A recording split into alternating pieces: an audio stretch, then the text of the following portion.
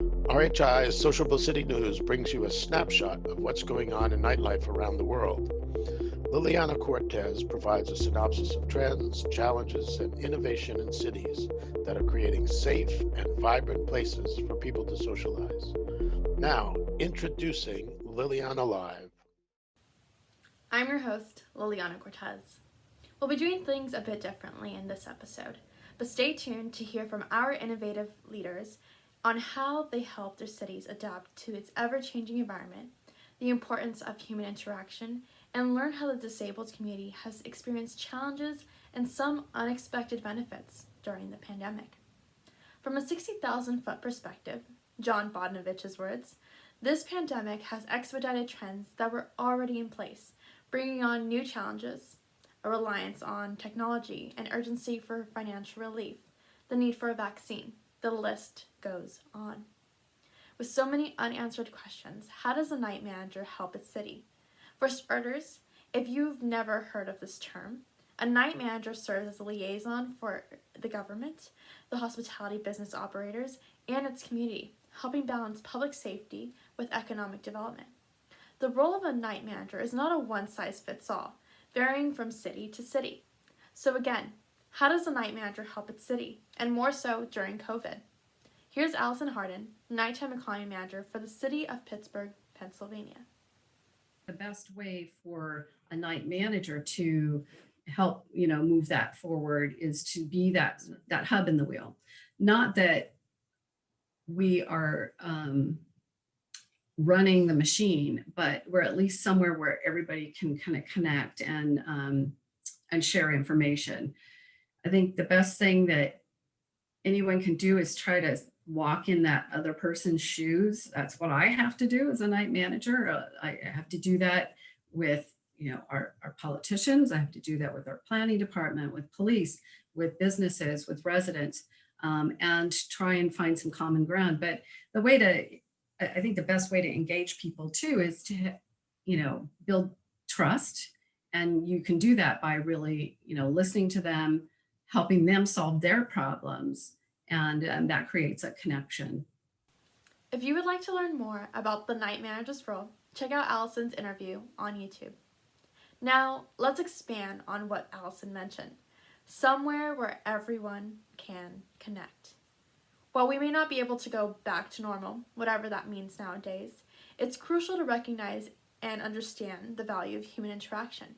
We have our work environment, our home, and for many, this may be the same location, but what about a third space? Will there be a total evaporation of this third location?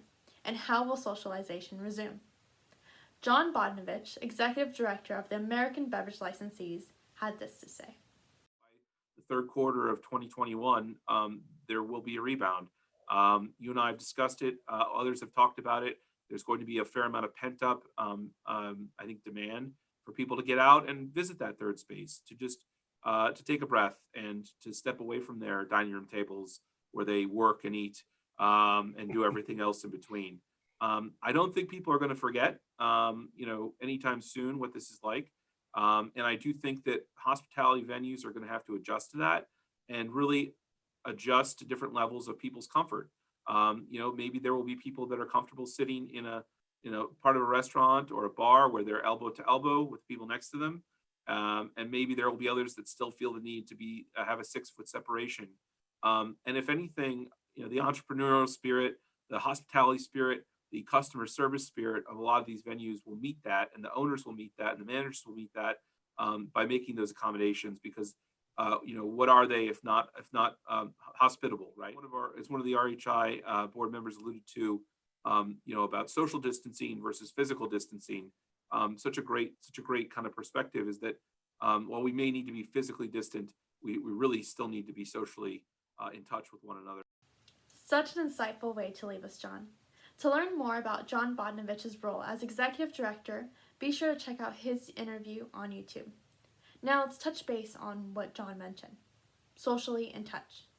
There's value in social interaction. Though physically distant, we don't have to be socially distant. But have you ever considered how this current climate affects those with disability?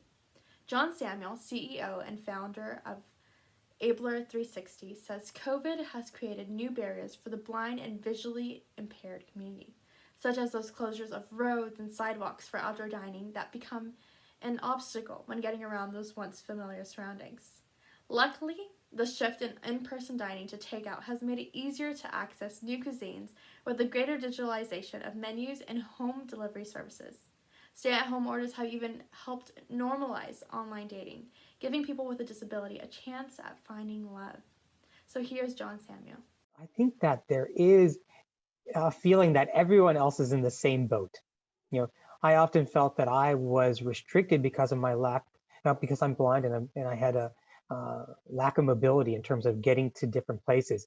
So in many cases, if I wasn't able to go out with a friend um, you know, or different circumstances in regards to transportation, I would stay at home often.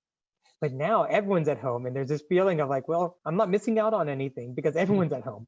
And so you kind of have that feeling that, it was actually an easier transition for me than my wife.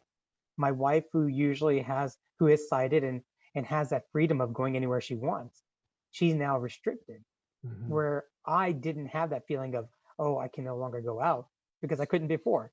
I had already kind of gone through that kind of that adjustment period when I was losing my sight. And so I think the transition for me personally was much easier than my wife who's sighted.